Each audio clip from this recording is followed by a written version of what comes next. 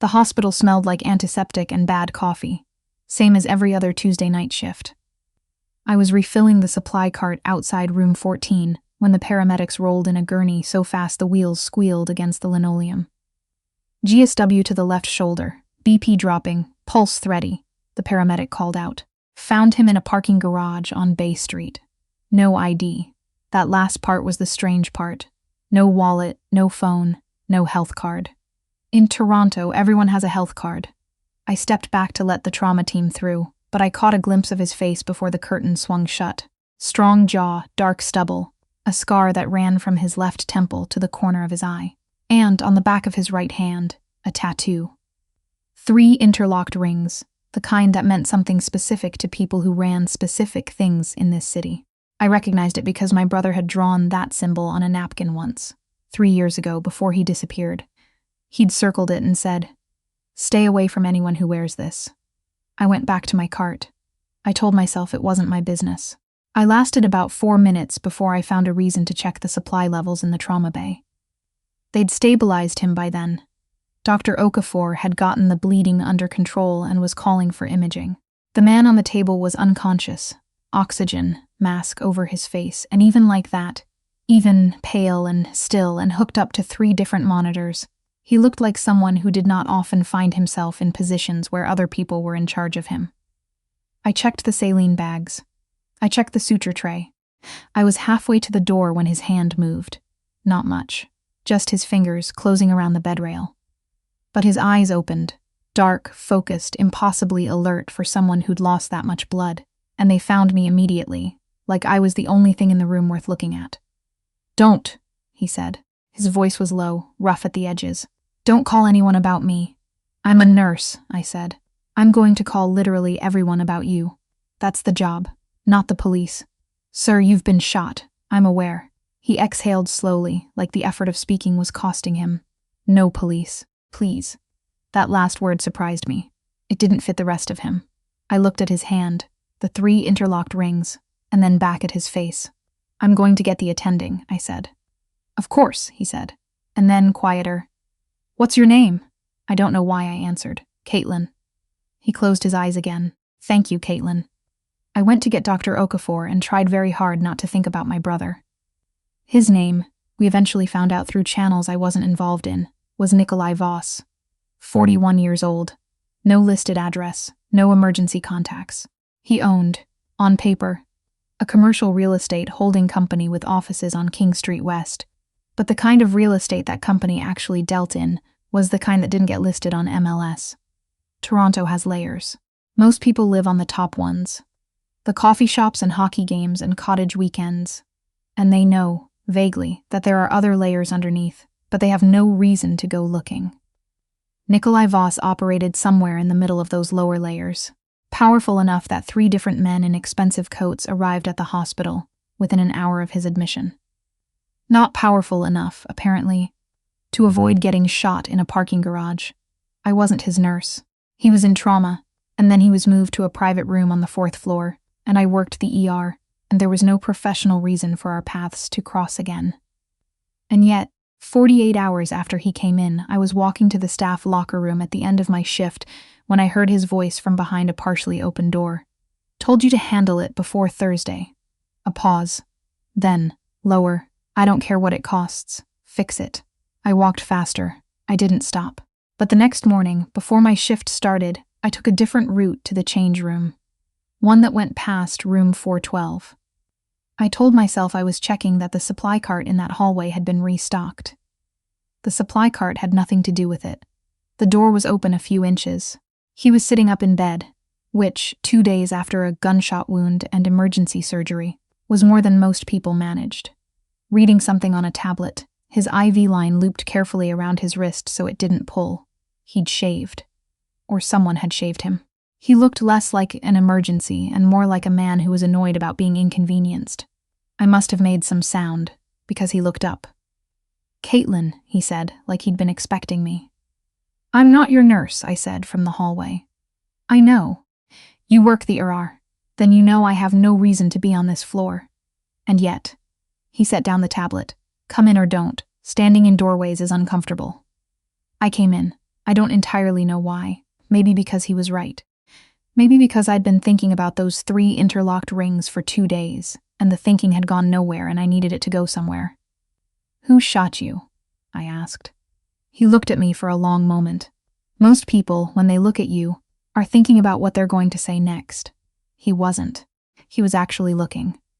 "That's a direct question. You asked me not to call the police and I didn't. That bought you something. It bought me your name. It bought you more than that, and you know it." Something shifted in his expression. Not a smile, not quite, but the closest thing to one that I suspected his face was capable of. "Someone who thought I'd gotten too comfortable," he said. "Someone who was wrong. Are you going to do something about it?" "I'm going to rest," he said, with a tone that suggested resting was a tactical decision. And then yes. I nodded. I should have left. "My brother knew your symbol," I said instead, and pointed at the back of his hand. "The rings. He told me to stay away from anyone who wore it." Nikolai Voss was very still. "Smart brother. He disappeared 3 years ago." The stillness became something else. Careful. Measuring. "What was his name?" "Daniel Marsh." He watched me for another long moment, and I had the unsettling feeling that he was deciding something. Not whether to tell me the truth. I didn't think he operated in truths necessarily, but something else. Something about me specifically. "I didn't know a Daniel Marsh," he said finally. "But I can find out who did. Why would you do that?" "Because you didn't call the police," he said. "And because you came back. He was discharged after 6 days. Against medical advice, technically. Dr. Okafor used the phrase, monumentally stubborn in the chart, which I thought showed admirable restraint. Before he left, one of the men in expensive coats came to the nursing station and handed an envelope to the charge nurse, who handed it to me with wide eyes. Inside was a business card. Plain white, just a phone number, no name. And a note on heavy paper that said only, "If you want to know about your brother." And I stood in the break room for a long time holding that card. Then I put it in my pocket and went back to work. I called the number 11 days later. I'd like to say I was being cautious, thinking it through. Mostly I was just scared. Scared that he'd have an answer about Daniel, and scared that the answer would be the one I'd been bracing for, since the day my brother stopped returning my calls. A man answered, not Nikolai, and said a car would pick me up wherever I wanted. I said I'd take the subway and gave the address he provided. It was a building on Adelaide Street, glass and steel, the kind that looked like it held law firms and wealth management companies. The lobby had a security desk and a coffee kiosk, and absolutely nothing to suggest that anything unusual happened there. I was taken to the 14th floor. The office was large and quiet, with floor-to-ceiling windows that looked out over the city. It was raining. November in Toronto always is, and the lake was a flat gray smear to the south. Nikolai was behind a desk that could have seated 6 people. He stood when I came in, which I hadn't expected. "You took your time," he said. "I was thinking. About whether to come? About what I'd do if the news was bad." He gestured to the chair across from him. I sat. He sat. Between us on the desk was a manila folder that I looked at, and then deliberately did not look at. "Your brother is alive," he said. I breathed. I hadn't realized I'd stopped. "He's been in Vancouver for 2 years," he continued. "He got out of a situation here that would have killed him if he'd stayed. He couldn't contact you because..." He paused, choosing words. "Because the people he'd been working for would have used you to find him." "Working for," I repeated. "Working for who?" "For the people I was at war with 3 years ago." He said it the way someone else might say I was at a conference in Calgary. He was a driver. He was young, and he needed money, and someone recruited him. He was trying to get out when things went wrong. "Is he safe now?" "Yes. The situation resolved."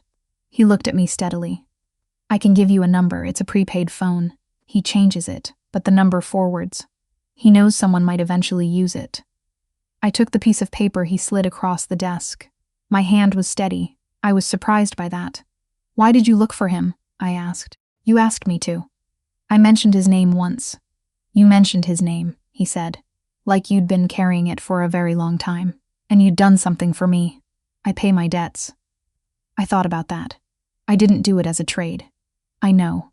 He leaned back in his chair, watching me. "That's why I actually looked." I called the number that night, sitting on my kitchen floor in Leslieville with a glass of wine I hadn't touched. The phone rang 4 times. Then, hello? 3 years of not knowing what my brother's voice sounded like when he was alive and safe and just there. We talked for 2 hours, he cried. I didn't. I was too relieved for crying. Or maybe I'd been crying for 3 years in small pieces and had run out. He told me about Vancouver, his apartment near Commercial Drive, the restaurant job he'd gotten, the way the mountains looked from his window when the clouds cleared. He asked about our parents. He asked about me. Are you okay? He said at the end. I'm good, I said. I'm really good. How did you find this number? I looked out my window at the streetcar going past, the late-night dog walkers in their winter coats. Someone helped me, I said. I didn't see Nikolai again for 3 weeks. Then one night I was coming off a double shift. Midnight, the city quiet and cold, my feet aching in the specific way that only happens after 12 hours on hospital floors, and there was a black SUV idling at the curb in front of the hospital's staff exit. The window came down. You look terrible, Nikolai said. Thank you, I said. I just did 37 assessments and held a man's hand while he died, and I've eaten nothing but a granola bar since noon. What's your excuse? Something moved behind his eyes. Get in. I'll drive you home. I live 20 minutes away. I know. I thought about that for a second. The fact that he knew where I lived, and the fact that I wasn't as alarmed by it as I probably should have been. You could have just texted. I was in the area. At midnight. Get in, Caitlin. I got in. He drove and didn't say anything for a while, which I found I didn't mind. I was too tired for conversation. The heater was on and the seats were warm, and outside the city slid past, the neon of Queen Street giving way to the quieter dark of the residential blocks east. How are things? He said finally. Not a question, exactly. Fine. My brother and I have been talking every week. I looked sideways at him. Thank you. I mean that. I don't know how to. I can't actually pay you back for that. You already did. By not calling the police once. By coming back, he said. Which was the same thing he'd said in the hospital, and it landed differently the second time, in a car at midnight in the dark. I didn't say anything. He pulled up in front of my building. I reached for the door handle and then stopped, because I'm not always sensible, and sometimes I ask questions that I already know will change things. Were you actually in the area? A pause. Not a long one. No. I nodded slowly. Okay, I said. Okay? I said again, and got out of the car, and went inside. He came back. That's the part I find hardest to explain to people, if I ever tried to explain it, which I don't. People imagine a man like Nikolai Voss as a fixed star, something you orbit, not something that moves towards you. But he came back. A text, first. Are you working this weekend? Then dinner, at a restaurant on Ossington, where the owner greeted him by name and seated us in the back. He asked about my work. Not politely. Not the way people do when they're waiting for their turn to speak, but like he was actually interested in the specific mechanics of what I did. I told him about triage, about learning to make decisions in 2 minutes that mattered for the next 2 hours. He listened. He told me about his work in the way you do when the full version isn't available, in angles and implications, in things that were true but incomplete. I understood. I wasn't asking for the full version. I wasn't sure I wanted it. You know what I do, he said once, late, over a second glass of wine. Roughly. And you're still here. I thought about that. I thought about the easy answer. I'm a nurse. I've seen worse. And the true answer, which was harder. I know who you were when you needed someone to not make a decision for you, I said. That's more than I know about most people. He looked at me for a long time. That's a generous way to see it. It's an honest way, I said. I'm not asking you to be different. I wouldn't know what to do with different. Most people want different. Most people don't know what they want. I met his eyes. I know what I want. The silence after that was the kind that doesn't need filling. There was a night, 6 weeks in, when things went sideways. I was on shift and he was supposed to come by afterward, and he didn't show. And then my phone buzzed with a text from a number I didn't recognize. He's fine. Stay home tonight. I did not stay home. I went to the King Street address, the building I'd been to before, the glass and steel lobby, and told the security desk that I was there to see Nikolai Voss, and that if they didn't call up, I was going to make the kind of scene that would require someone to fill out an incident report. They called up. He came down himself, which I could tell surprised the men in the lobby. He was wearing a jacket over a shirt that wasn't entirely clean. There was a bandage on his forearm that hadn't been there when I'd last seen him. "I told someone to text you," he said. "Someone did." I said, "Stay home. I know what you said." I looked at his arm. "How bad?" "Not very. Let me see." He looked at me for a moment, and then at the lobby, and then back at me. Then he stepped back from the elevator and held the door. We went up to the 14th floor. I sat him in his desk chair and unwrapped the bandage. A slash, clean, not deep, already sutured, but whoever had done it had done a mediocre job, and redid it properly with the kit I'd made him keep in the office bathroom after the second time he'd brushed off something that needed actual attention. "You don't have to do this," he said. "I'm a nurse," I said. "This is embarrassingly basic for me. That's not what I meant." I finished wrapping and looked up at him. He was watching me with that expression I'd learned by then, not soft, not hard, just present in a way that felt like something he didn't offer often. "I know what you meant," I said. "And I know I don't have to. That's why it counts." He was quiet for a moment. Then he put his free hand over both of mine, where they were still resting on his forearm. Just that. Just his hand over mine. "Caitlin," he said. "I know," I said. "My mother asked me, one Sunday at dinner in Scarborough, if I was seeing anyone. My mother has a particular way of asking this question that suggests she already knows the answer and is giving me the opportunity to catch up to her." "Sort of," I said. "Sort of," she repeated. "It's complicated. Everything is complicated. Is he kind to you?" I thought about that. Kind wasn't the word I'd have reached for first. But I thought about the night he'd shown up at my hospital with nothing but a phone number and an offer. I thought about the way he listened. I thought about his hand over mine. "Yes," I said. "In his way." "In his way," my mother said, which meant she had more questions and was choosing not to ask them, which was its own kind of gift. I am not going to tell you that I fixed him. I didn't fix him. He isn't broken in any of the ways that need fixing. He's exactly what he is, which is a man who made choices a long time ago that shaped the rest of his life, and who carries those choices without apology and without pretending they were something they weren't. I could respect that, even when I disagreed with what the choices had been. I'm not going to tell you that love softened him either, because it's more complicated than that. He is who he is. I knew that going in. The question was never whether I could change him. It was whether I wanted to be in his world anyway, with my eyes open, knowing what I was looking at. The answer was yes. It still is. What I will tell you is this. The night he finally said it. The actual words, sitting across from me at the kitchen table in my apartment in Leslieville, with the radiator clear clanking and the December snow coming down outside, and 2 mugs of tea going cold between us. He said it like it surprised him, like he'd found something where he hadn't expected to find anything. I told him I loved him too. He nodded, slowly, like he was filing that away in a place that mattered. And then he picked up his tea and asked if I'd caught the Leafs game. Because that's the thing about him. The feelings are real. They're just not interested in ceremony. I've learned to find that kind of love in the most ordinary moments, and to hold it there. In a car at midnight, in a 4th-floor office in the rain. In the careful way, he wraps my scarf around my neck when we're walking out into the cold, because he noticed once that I always forget it.